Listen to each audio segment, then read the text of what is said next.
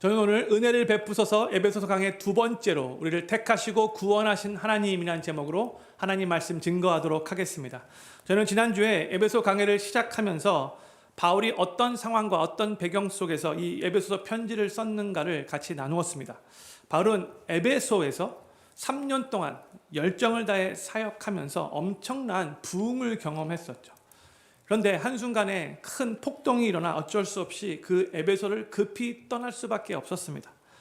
그리고 거기에 남아 있었던 에베소 교회 교인들은 여전히 환난과 핍박과 유혹 가운데 신앙생활을 해야 했는데, 바울은 그들을 생각하며 애정을 담아서 그들을 위로하고 또한 계속 신실하게 신앙생활을 해나갈 것을 격려하기 위해 이 에베소서 편지를 쓴 겁니다.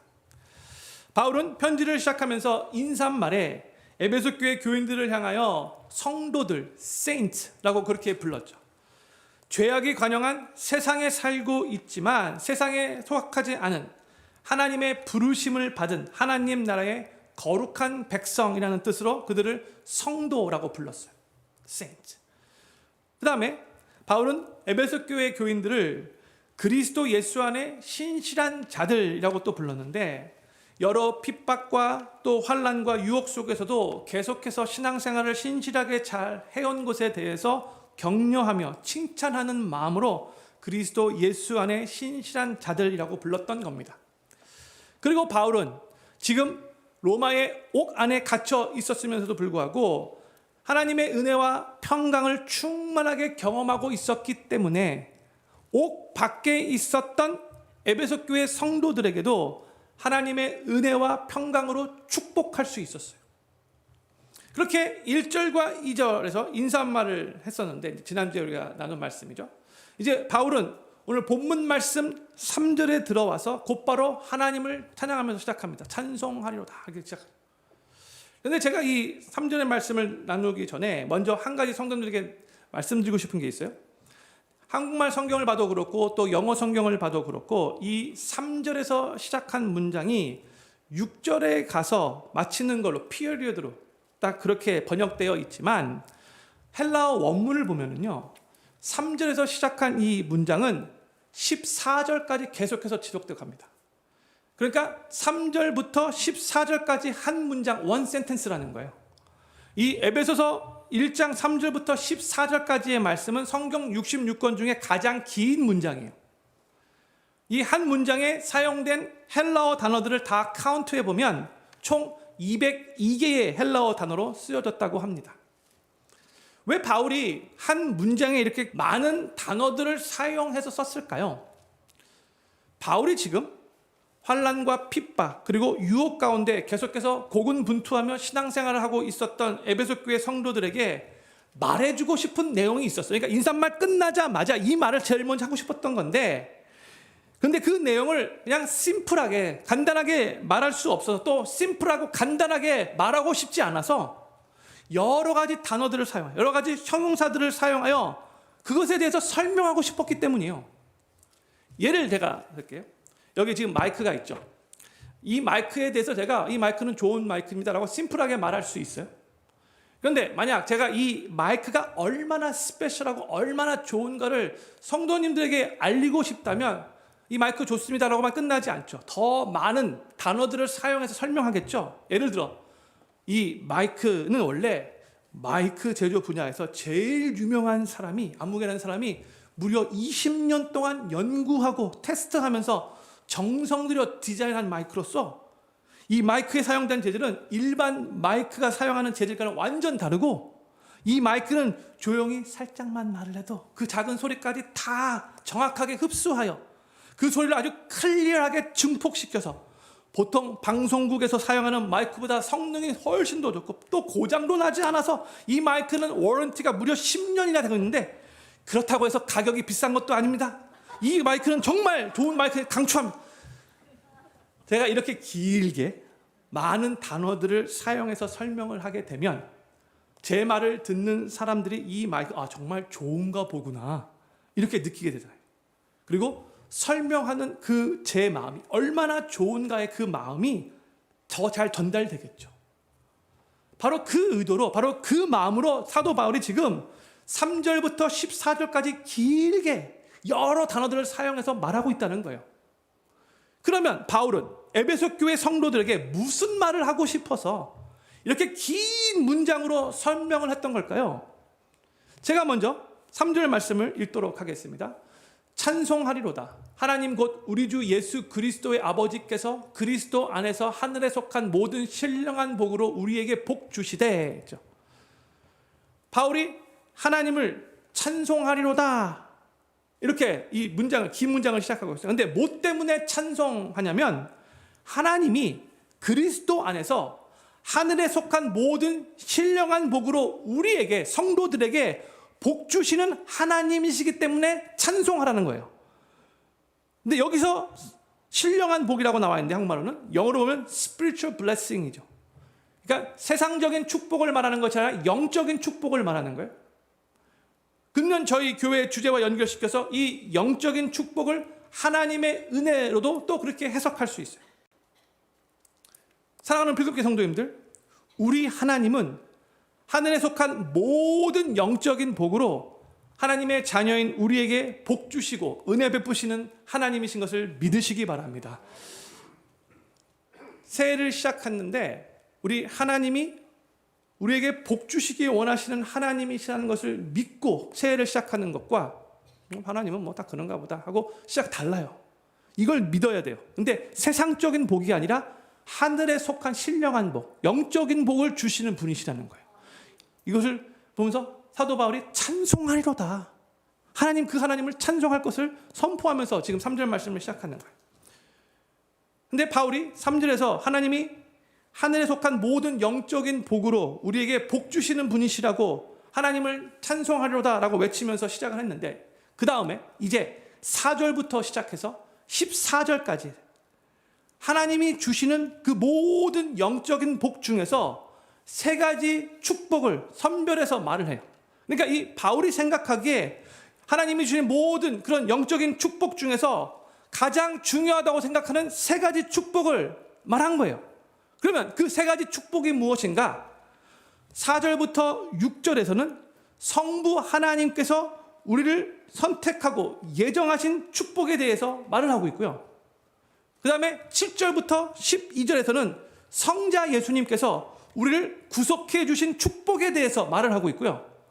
그 다음에 13절부터 14절에서는 성령 하나님께서 우리를 인치시는 그 축복에 대해서 말을 하고 있어요. 성부, 성자, 성령 하나님의 삼위일체 하나님의 축복, 영적인 축복을 우리에게 말해주고 있는데, 근데 이 세 가지 축복은 다 우리의 구원과 관련된 축복이에요. 지금 바울이 환난과 핍박과 유혹 가운데 신앙생활을 하고 있었던 에베소 교회 성도들에게 인사말 끝나자마자 제일 먼저 하고 싶었던 말이 하나님의 영적인 축복인데, 바로 구원에 관련된 영적인 축복을 그토록 말하고 싶었던 거예요. 그래서 긴 문장으로 설명하고 있는 거예요. 저희는 오늘 먼저 성부 하나님께서 우리에게 주신 영적인 축복, 즉 선택, 예정의 축복에 대해서 말씀을 나눌 것이고, 다음 주에 예수님의 구속의 축복에 대해서, 그리고 나서 성령님의 인치심의 축복에 대해서 말씀을 나누도록 할게요. 사도 바울이 긴 문장으로 이 영적인 축복을 에베소 교회 성도들에게 전달하고 싶었는데, 오늘 성도님들, 오늘뿐만 아니라 다음 주에도 이 사도 바울이 에베소 교회 성도들을 향해 갖고 있었던 그 마음이 오늘 말씀을 통해, 다음 주 말씀을 통해서 성도님들에게도 전달되었으면 좋겠어요. 아, 사도 바울이 바로 이 내용을 에베소 교회 성도들이 그토록 전달하고 싶었구나, 이 마음을 느낄 수 있으면 좋을 것 같아요. 오늘은 먼저 하나님의 선택하심, 다른 말로는 예정, 영어로는 predestination에 대해서 말씀을 나누는데, 이 예정에 관한 내용은 사실 주일 예배 때 다루기 쉬운 주제는 아니죠. 그렇지만 이미 예수님을 영접하고 하나님의 자녀가 되었다면 우리가 올바르게 이해하고 꼭 붙잡아야 하는 아주 중요한 성경의 가르침이에요. 이 하나님의 예정은 성경에서 가르치고 있는 중요한 진리임에도 불구하고, 또 오늘 본문 말씀 사도 바울이 놀라운 하나님의 영적인 축복 중에 제일 처음 말한 축복임에도 불구하고 의외로 많은 사람들이, 의외로 많은 성도들이 이 예정에 대해 각자 개인적으로 다른 생각들을 가지고 있고요. 또 사람들이 예정에 대해서 말하는 것을 잘 들어보면 별로 성경적이지 않고 올바르지 않은 내용으로 이해하고 있다는 것을 알게 돼요. 근데 성도님들, 중요한 건요, 우리 각자가 이 예정에 대해서 어떻게 생각하고 있는가가 중요한 게 아니죠.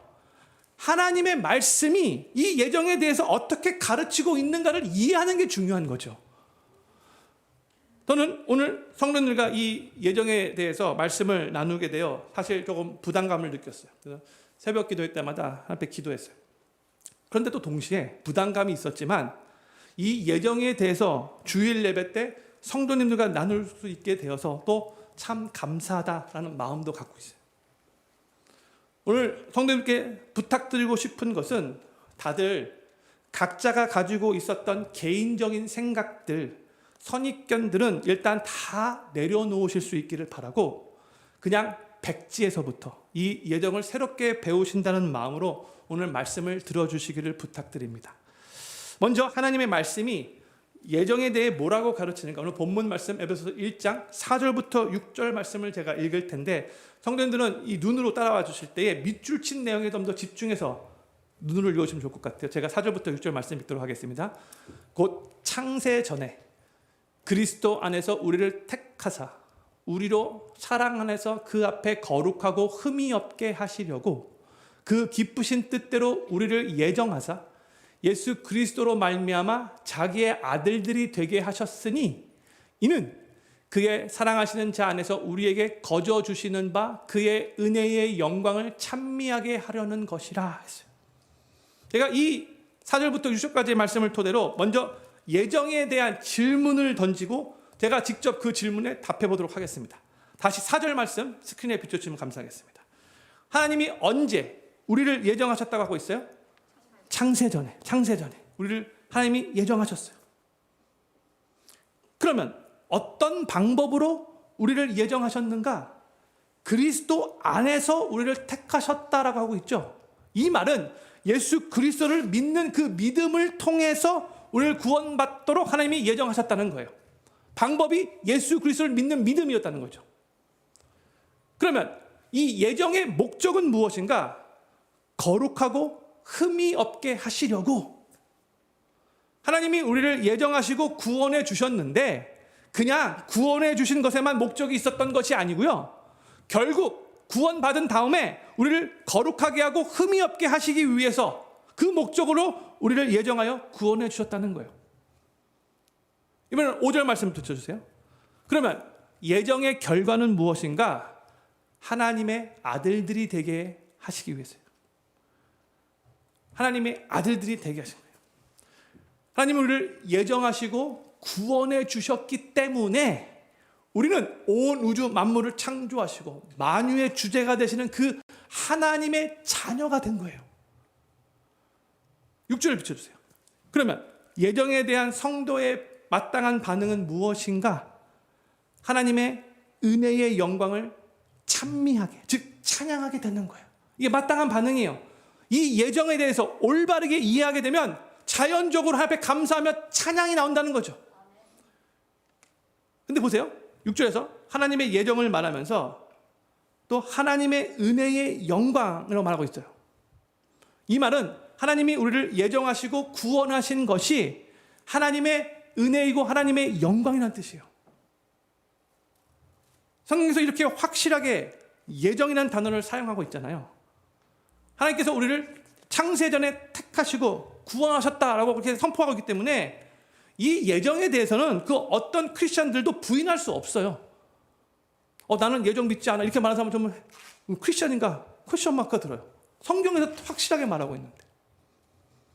그런데 이제 그럼에도 불구하고 많은 사람들이 이 예정에 대해서 혼란스러워하고 있어요. 그 이유가 뭐냐?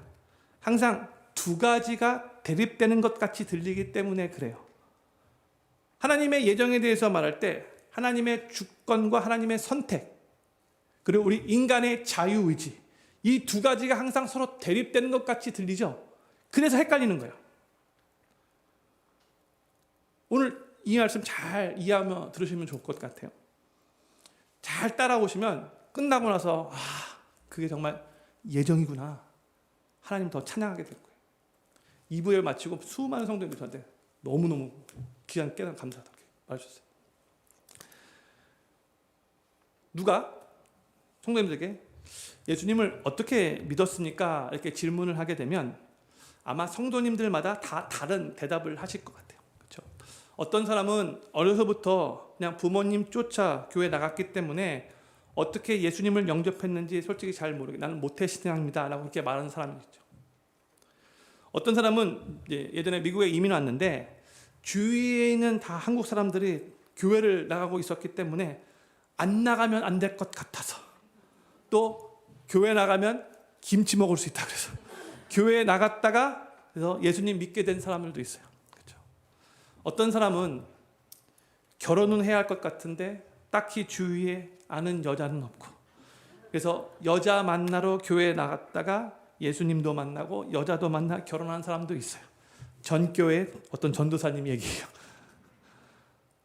어떤 사람은 갑자기 인생의 허무함을 느끼고 또 뭔가 영적으로 갈급함이 있어서 내가 이렇게 살면 안 되겠구나 하고 예수님을 믿고 싶은 생각이 들어 예수님을 믿게 된 사람도 있죠.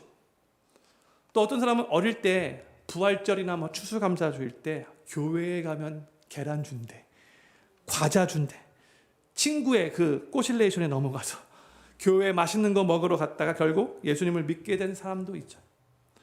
어떤 사람은 친한 친구가 계속해서 예수님 믿으면 너무 좋다고 말해주고 나를 위해서 계속해서 기도해 준다고 말하면서 전도했기 때문에 예수님을 믿게 되었다라고 말하는 사람도 있어요.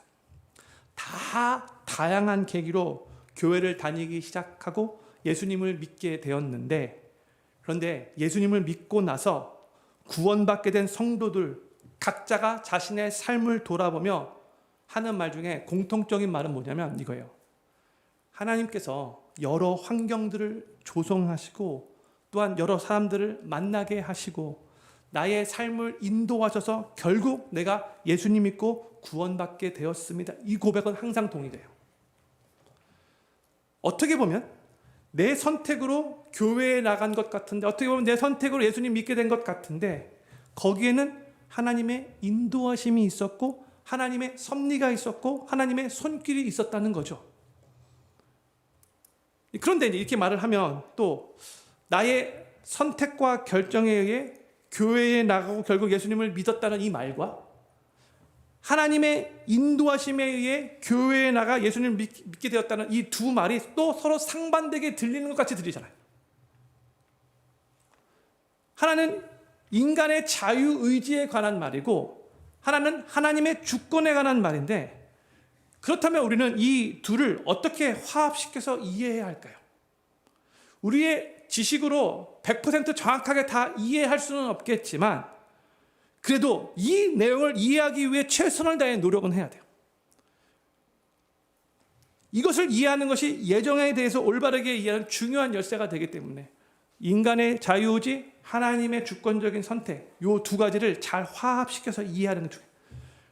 그래서 이 예정에 대해서 올바르게 이해하기 위해서는 우리가 네 가지 성경에서 말하고 있는 네 가지 진리를 단계별로 순서대로 이해하는 것이 중요해요. 그래서 하나씩 네 단계로 살펴보도록 하겠습니다. 첫 번째, 하나님께서는 인간의 의지와 무관하게 강압적으로 일하시지 않습니다. 인간에게는 자유의지가 있죠. 이거 우리가 인정해야 돼요. 먼저 하나님은 그동안 제 삶을 보면 제 의지와 상관없이 저를 강압적으로 인도하신 적이 한 번도 없어요. 아마 여기 계신 모든 성도들 다 똑같을 거예요. 물론 어떤 환경에서 어떤 상황 속에서 저로 하여금 그것을 선택할 수밖에 없는 불가피한 상황이 있었다고 말할 수는 있겠지만, 그러나 그때에도 엄밀히 말해서 그 결정은 나의 선택이었어요. 성경은 예정을 인간의 자유의지를 거슬러 운행하는 운명과 같은 것으로 가르치지 않습니다. 성도님들의 이해를 돕기 위해서 성경의 예를 하나 들게요. 요셉의 형들이 있었죠.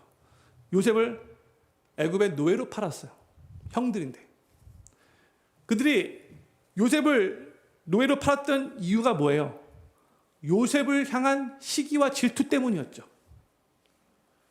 형들이 요셉을 팔 마음이 전혀 없었었는데 하나님께서 막 억지로 그들의 마음속에 요셉을 미워하는 마음을 막 집어넣으시고 막 요셉을 향하여 막 질투하는 마음을 막 갖게 하신 다음에 요셉을 팔아 막 그래가지고 요셉을 팔게 하신 게 아니라는 거예요. 만약 하나님이 그렇게 하셨다면 요셉의 형들은 그들의 잘못된 행동에 대해서 책임질 게 하나도 없어요. 하나님이 다 그렇게 하셨는데. 그러나 형들은 아버지의 사랑을 독차지하고 있었던 그 요셉을 향하여 질투하는 마음이 있었고, 그래서 그를 미워했고, 그 마음으로 요셉을 처음에는 죽이려고 하다가 팔기로 결정했고, 그들의 의지로 요셉을 결국 애굽의 노예로 팔아버렸어요. 형들이 선택하고 결정해서 그 일을 한 거죠. 그런데 창세기 말씀을 잘 살펴보잖아요. 그럼에도 불구하고 그 후에 요셉은 애굽의 총리가 됐고, 애굽의 총리가 된 것을 통해서 야곱의 가족들을 구원했죠. 그리고 야곱의 가족들이 애굽으로 들어온 다음에 결국 거기에서 430년 동안 머물면서 결국 남자 장정만 60만 명이 넘는, 총 인구 200만 명이 넘는 한 민족으로 그렇게 성장케 했죠. 이게 하나님의 계획과 주권 가운데 이루어진 일이잖아요. 그러니까 이 상황에서 두 말은 다 맞는 말이에요. 인간에게 자유의지가 작용했던 것도 맞고, 또한 그 가운데 하나님의 계획과 주권이 작용한 것도 맞는 말이에요. 잘 따라오고 계시죠?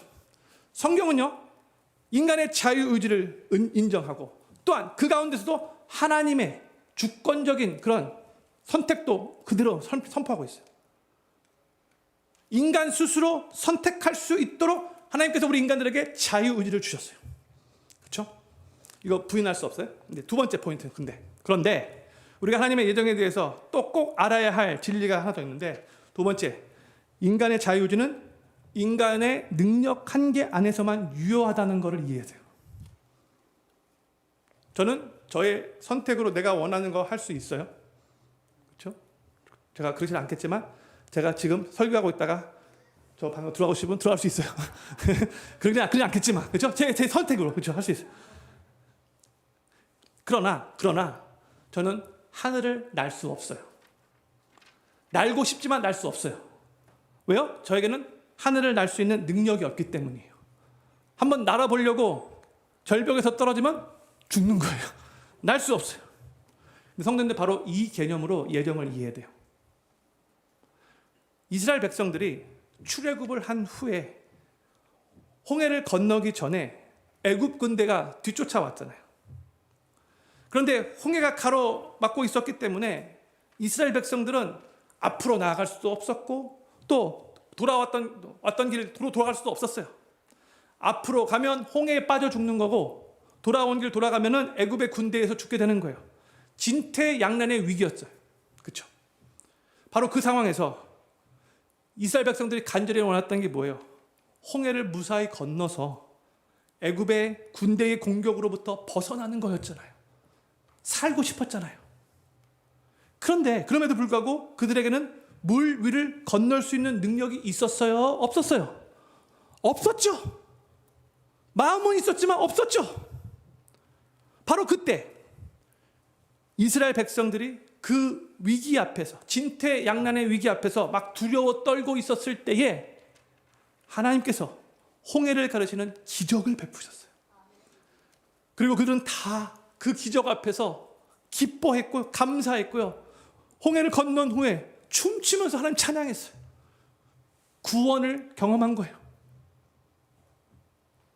그들은 그 상황에서 정말로 구원받아 살고 싶었기 때문에, 또한 자신의 능력으로는 홍해를 건널 수 없다는 것을 너무나도 잘 알고 있었기 때문에 그들 앞에서 홍해가 쫙 갈라지는 사건은 정말로 감사한 일이고, 그 사건은 그들에게 아주 큰 은혜의 사건이었어요. 바로 이 은혜가 성경에서 말하고 있는 예정의 핵심이에요. 조금 더 구체적으로 말. 세 번째 포인트가 중요해요. 저는 여기서 또 한 가지 더 전제하는 진리가 있음을 알아야 돼요. 세 번째는요, 죄로 인해 영적으로 죽은 인간은 전적으로 타락했기에 스스로를 구원할 능력이 없어요. 이게 두 번째 포인트하고 연결되는 거예요. 성경은 우리 인간이 죄로 인해 전적으로 타락했다고 우리들에게 가르치고 있어요. 유명한 말씀 로마서 3장 10절부터 12절 말씀입니다. 기록된 바 의인은 없나니 하나도 없으며 깨닫는 자도 없고 하나님을 찾는 자도 없고 다 치우쳐 함께 무익하게 되고 선을 행하는 자는 없나니 하나도 없도다 했어요. 타락한 인간에게는 스스로 하나님을 찾아갈 능력이 없다라고 선포하고 있어요. 인간은 죄로 인해 타락한 후에 스스로 하나님께 먼저 나아갈 수 있는 상태가 된 게 아니에요. 먼저 앞에 나갈 수 없는 상태가 된 거예요. 이런 상태를 가리켜서 신학적으로 total depravity, 전적 타락이라고 그렇게 말해요.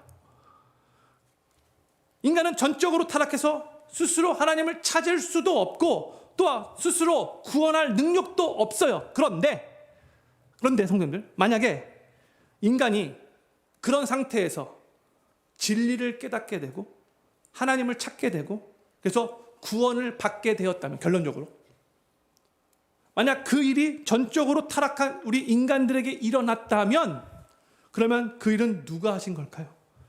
하나님이 하신 거예요. 나는 할 수 없었던 일을 하나님이 하신 거죠. 하나님께서 전적으로 타락한 인간에게 하나님을 찾는 마음을 주실 때에만 결국 인간이 하나님을 찾을 수 있게 되는 거예요. 제가 성도님들의 이해를 돕기 위해서 또 예를 하나 들겠습니다. 집에 불이 났어요. 다들 급히 그 불을 피하기 위해 집 밖으로 나왔는데 6개월짜리 어린 아기 하나만 집에 남았어요. 그런데 이 아기는 너무나 어려서 불이 뭔지도 모르고 그 불이 자신을 태워 죽일 수 있다는 것도 모르는 나이죠. 6개월밖에 안 됐으니까. 밖에 먼저 도피해 나온 가족들이 너무나 슬퍼요. 누군가 저 아기 좀 구해 주십시오. 혼자서 지금 불타고 있는 집안에 그렇게 다 남겨져 있습니다. 도와주십시오. 마쳤어요. 그때 아주 용감한 소방관 한 명이 그 아기를 구출하기 위해 집으로 뛰어들어갔어요. 그리고 어리둥절해서 기어다니고 있는 그 아기를 발견했어요. 그때 소방관이 그 아기의 인격과 의지를 존중해 주기 위해 그 아기 눈높이에 맞추기 위해서 바닥에 바짝 엎드려 그리고 말해요. 아기야, 지금 이 집에 불이 났어. 그런데 너 지금 여기에 있으면 불에 타서 죽을 거야. 그러니까 빨리 나가야 돼. 그런데 내가 너를 도와주고 살려주고 싶은 마음이 있는데, 근데 만약 너가 원치 않으면 나는 안 할 거야. 그러나 너가 만약 나한테 살려달라고 말만 하면 내가 살려줄게. 그건 너의 선택이야. 어떻게 할래? 내가 살려줄까? 만약 이렇게 소방관이 아기에게 묻는다면 그 6개월짜리 아기는 어떻게 반응할까요? 아저씨, 나 좀 살려주세요. 그렇게 말할까요? 아니죠. 6개월밖에 안 됐는데 그 아기는 자기가 불타서 죽게 된다는 것도 모르고요. 그 아기에게는 살려달라고 말할 수 있는 능력도 없고요. 또 스스로 그 불길을 헤쳐나올 수 있는 능력은 더더욱 없는 거죠. 근데 성도님들, 이게 바로 그 아기가 처해 있는 바로 그 상태가 전적으로 타락한 우리 인간의 상태인 거예요. 바로 그 상황에서 아무것도 모르고 불 속에서 죽어가고 있는 그 아기를 구출하기 위해서 그 불 속으로 뛰어 들어가 그 아기를 픽업해서 집으로 뛰어나오는 것이 바로 거부할 수 없는 은혜인 거예요. 영어로 irresistible grace예요. 우리는 이 상황에서 이 소방관에게 아니 어찌 어린아이의 자유의지를 그렇게 무례하게 침해했습니까? 이렇게 말할 겁니까? 아니 그 아기가 뭘 원하는가 묻지 않고 어떻게 그 아기를 그냥 구출해낼 수 있습니까? 이렇게 따질 겁니까? 그렇게 따지는 사람 아무도 없죠. 그렇게 따지는 사람 정신병자죠. 오히려 그렇게 목숨 걸고 들어가서 아기 구출해 놓으면 감사합니다. 너무 감사합니다. 고맙습니다. 그 말이 나오잖아요. 그게 당연한 거죠. 왜 그래요? 그 아기에게는 스스로를 표현하거나 그 상황을 분별할 수 있는 능력이 전혀 없었고, 또한 그 아기를 그렇게 구출하는 것이 그 아기의 생명을 위해서 더 좋은 선택이었기 때문에 그런 거죠. 성도님들, 인간이 자유하다는 말은, 인간에게 자유의지가 있다는 말은 자기의 능력 한계 안에서만 원하는 것을 할 수 있다라는 뜻이에요. 인간에게 자유의지가 있다는 말은 자기가 할 수 없는 것조차 다 할 수 있다고 말하는 게 아니에요. 본인 스스로 구원할 수 없는데 그것을 자유의지로 연결시키면 안 된다는 거죠. 인간에게 자유의지가 있어도 자기 스스로를 구원할 수 있는 능력이 없는 거예요. 전적으로 타락했기 때문에. 죄로 인해 타락한 인간은 마치 이 어린 아기처럼 자기가 구원받아야 하는 존재인지도 모르는 상태예요. 전적으로 타락했어요. 그렇다면 이제 네 번째로 바로 이 결론을 우리가 내릴 수 있는 거예요. 첫 번째, 두 번째, 세 번째 이 단계별로 잘 이해하시면 네 번째 결론이 딱 이해가 되죠. 네 번째 결론이야. 죄로 인해 전적으로 타락해서 스스로 하나님께 나아갈 수 없었던 인간이 만약 예수님을 믿고 구원을 받게 되었다면 그것은 하나님께서 구원하시기로 먼저 선택하셔서 그렇게 일하셨기 때문인 거예요. 지금 예수님을 믿고 구원받은 크리스찬들, 여기 계신 성도님들은 하나님께서 구원해 주시기로 만약에 선택하지 않으셨다면 절대로 구원받을 수 없었던 존재라는 거, 이거 인정해야 돼요. 이게 바로 이미 구원받은 성도가 하나님께 감사하며 감격해야 할 예정의 축복이에요. 나에게는 구원받을 수 있는 자격이 조금도 없었는데 하나님 앞에 나 이 정도면 구원받을 수 있지 않았습니까? 이렇게 말할 수 있는 요소가 조금도 없었는데 전적으로 타락했는데 하나님이 일방적으로 우리를 구원해 주신 거예요. 하나님의 자녀 삼아 주신 거예요. 나에겐 그런 자격이 없음에도 불구하고 하나님의 선택이었다는 거예요. 이게 예정이에요.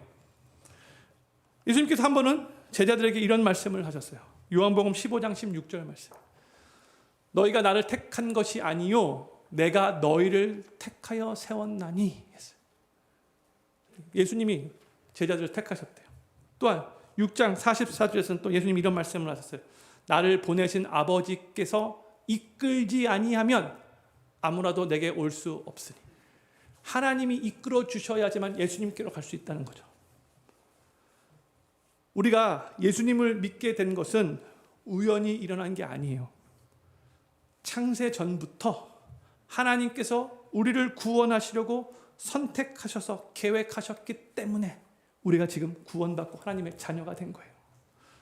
그렇기 때문에 나를 전도하기 위해 나를 찾아왔던 그 사람들의 발걸음에는 거기에 분명히 하나님의 인도하심이 있었던 것이고 우리는 모르겠지만 예수님을 찾고 싶은 마음이 싹트기 시작할 때에는 이미 그 마음 가운데 하나님이 일하고 계셨기 때문에 그 마음이 들었던 거예요. 내가 한 게 아닌 거죠. 그러니까 우리가 구원받은 것에 대해서 자랑할 것이 하나도 없어요. 이 내용은 예배소 2장 가면 더 구체적으로 나와요. 내 안에 내가 이 정도면은 구원받을 수 있지 않습니까? 나에게 구원받을 수 있는 그 자격이 조금이라도 있지 않습니까? 내가 그래도 구원받을 만한 착한 일을 어느 정도 했는데요. 이렇게 말씀할 수 있는 사람이 아무도 없다는 거예요. 우리는 그저 겸손히 나 같은 죄인 살리신 주님의 은혜 고맙습니다. 감사합니다. 이렇게 고백할 수밖에 없는 거예요. 이게 바로 예정의 핵심이에요. 하나님이 구원하시기로 무가치하고 전적으로 타락하고 자격 없는 나를 선택하신 거예요. 그런데 아직도 예정론에 대해서 질문이 있죠. 이 예정에 대해서 혼돈을 줄이기 위해 두 가지를 더 기억하셔야 돼요. 첫 번째는요, 하나님의 예정은 이미 구원받은 성도들에게만 적용해야 돼요. 구원받지 않은 난 크리스찬들에게 이 예정론을 적용해서는 안 된다는 거예요. 우리 인간은 누가 예정되었는지 아직 안 예정되었는지 몰라요. 알 수가 없어요. 그렇기 때문에 모든 사람들을 대할 때에 이미 예수님을 안 믿었다 할지라도 그 사람이 구원받을 수 있는 대상이라고 생각하면서 그렇게 대해야 된다는 거예요. 내 스스로 저 사람 하는 행동 보니까 저 사람은 구원받도록 그렇게 예정된 것 같지가 않아. 이렇게 생각해서는 안 된다는 거예요. 그건 하나님의 뜻이 아니에요. 누가 예정되고 누가 예정되지 않았는지 끝까지 모르는 거예요. 마지막 순간까지 섣불리 말해서는 안 되는 거예요. 베드로후서 3장 9절 말씀이에요. 같이 읽도록 하겠습니다. 시작. 주의 약속은 어떤 이들이 더디다고 생각하는 것 같이 더딘 것이 아니라 오직 주께서는 너희를 대하여 오래 참으사 아무도 멸망하지 아니하고 다 회개하기에 이르기를 원하시느니라. 아멘. 이게 하나님 아버지의 마음인 거예요. 그렇기 때문에 우리가 인간적인 생각으로 섣부른 판단으로 저 사람은 예정받지 못한 것 같아, 이렇게 생각하면 안 된다는 거예요. 너무나 많이 이런 말이 있기 때문에 사람들 헷갈리게 만드는 거예요. 절대로 그런 말 해서는 안 돼요. 그리고 우리가 예정에 대해서 얘기할 때 제가 신학교에서 이 내용을 듣고 이거구나 물어보셨어요. 형님도 이대로 기억하시면 좋을 것 같아요. 큰 집으로 들어가는 문 앞에 사인판이 딱 달려 있어요. 거기 사인판에 뭐라고 글이 써 있냐면 Anybody is welcome. 누구나 환영합니다. 그 사인판에 기록되어 있어요. 예정된 사람만 환영합니다가 아니고요. 누구나 환영합니다. 적혀 있어요. 그래서 그 사인판을 보고 나도 환영받구나 생각하고 그 문을 통과해서 그 큰 집으로 들어왔어요. 저는 지금 이제 집 안에 들어왔어요. 집 밖에 서 있을 때는 Anybody's welcome, 누구나 환영합니다. 그 사인판을 보고 이제 들어왔어요. 집 안으로 들어와서 그 다음에 들어온 문을 뒤로 돌아봤어요. 근데 그 들어온 문 안쪽이요. 집 안에서 보니까 또 다른 사인판이 있어요. 그 또 다른 사인판에는 뭐라고 적혀 있냐면 You are predestined. 당신은 예정된 사람입니다. 이렇게 기록되어 있어요. 이게 바로 예정론이에요. 우리는 그 문으로 들어가기 전까지는 내가 예정되었는지 또 다른 사람들이 예정되었는지 몰라요. 그러나 집에 들어오고 난 후에 모든 것을 다 돌아보니까 내가 하나님의 은혜로 예정받았던 사람이구나. 그때 깨닫게 되는 거예요. 감사하게 되는 거예요. 또 예정에 대해서 혼돈을 줄이기 위해 기억해야 할 두 번째는 뭐냐면요. 예정은 이미 구원받은 성도들에게 하나님의 은혜의 영광을 찬양케 하며 구원의 확신 속에 살도록 도와주는 진리예요. 바로 이 내용이 오늘 본문 1장 6절의 말씀의 핵심이죠. 예정이란 인간이 스스로를 구원할 수 없는 상태에 있을 때 하나님께서 하나님의 주권으로 죽었던 영혼을 살리신 은혜를 의미하는 게 예정이죠. 그래서 죄인된 우리가 할 수 없었던 것을 능력이 없어서 스스로를 구원하지 못했었는데 스스로 하나님 앞에 나아갈 수도 없었었는데 하나님께서 스스로 못한 우리에게 그 일을 할 수 있도록 구원받게 하신 것, 거기에 포커스를 맞춰야 된다는 거예요. 예정은 구원의 주체가 우리 인간이 아니라 바로 구원의 주체가 하나님이 되신다는 것을 강조하는 거예요. 그러기에 예정은 한 번 구원받은 성도는 하나님께서 창세 전부터 우리를 이미 구원하시기로 계획하시고 선택하셨기 때문에 하나님의 그 선택에는 후회함이 없고 하나님은 실수가 없으신 분이시기 때문에 전지하신 분이시고 영원하신 분이시고 미래를 다 보시는 하나님이시기 때문에 한 번 하나님께서 구원하시기로 선택한다. 그래서 구원받은 자는 이제 구원을 잃어버릴 수 없다는 그 구원의 확신을 가지며 이 세상을 살아가도록 도와주는 진리예요. 그게 바로 예정이에요. 우리가 예수님을 믿고 하나님의 자녀가 된 것은 우연히 된 일이 아니에요. 혹은 우리의 선택으로 구원받게 된 것도 아니에요. 하나님께서 창세전에 우리를 구원하시려고 먼저 우리를 택하셔서 하나님의 주권으로 우리에게 구원의 은혜를 베푸셨기 때문에 지금 우리가 예수님 믿고 구원받고 이 자리에서 하나님을 예배하게 된 거예요. 그래서 우리는 이 구원이 나에게서부터 나온 것이 아니라 이 구원이 하나님께로부터 나온 것을 믿고 그 우리에게 구원을 베풀으신 그 하나님 붙잡고 그 구원을 베풀으신 하나님께 감사하며 그 하나님의 은혜의 영광을 찬미할 수 있게 된 거예요. 내가 받은 구원이 만약에 나의 선택과 나의 결정으로부터 나온 것이라면 내 결정은 인간이기 때문에 불완전할 수밖에 없잖아요. 그렇죠? 자꾸 흔들리잖아요. 구원이 내 결정에 인한 것이라면 내 결정이 불완전한 것이기 때문에 우리는 구원받은 후에도 계속해서 불안해하며 살 수밖에 없어요. 이러다가 내가 구원 잃어버리면 어떡하지? 하나님이 내가 이 세상 산 다음에 딱 하나님 앞에 섰을 때에 너 구원받지 못했어. 이렇게 말하면 어떡하지? 이렇게 불안에 떨 필요가 없다는 거예요. 한번 정말 정확하게 구원받았다면 하나님께서 창세 전부터 나를 택하시고 나를 구원하시기로 계획하신 거라면 하나님의 결정에는 절대로 실수가 없고, 그래서 하나님은 그 구원의 계획을 끝까지 이루실 것이고, 나는 하나님의 구원의 은혜를 감사하고 누리면서 이 세상을 살아갈 수 있는 거예요.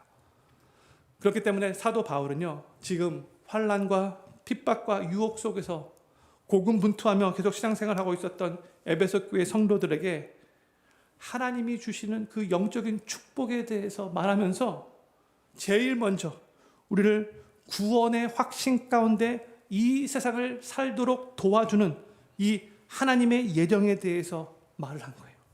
그러면서 그 하나님을 찬송하리로다라고 선포한 거예요. 왜요? 이게 너무나 중요하기 때문에. 이 세상을 환난과 핍박과 유혹 가운데 고군분투하며 살아가는 성도들에게 이 구원의 확신이, 하나님께로부터 그 구원이 나온 것임을 붙잡고 그 은혜 가운데 감사하며 신앙생활하는 것이 너무나 중요한 진리이기 때문에 그런 거예요. 사도 바울이 무슨 말을 하고 싶었던 건가? 우리는 이미 구원받고 저 영원한 천국을 약속받은 하나님의 자녀들이다. 이 구원의 은혜를 누리면서 저 영원한 천국을 바라보며 이 세상을 더욱더 담대하게 살아가라.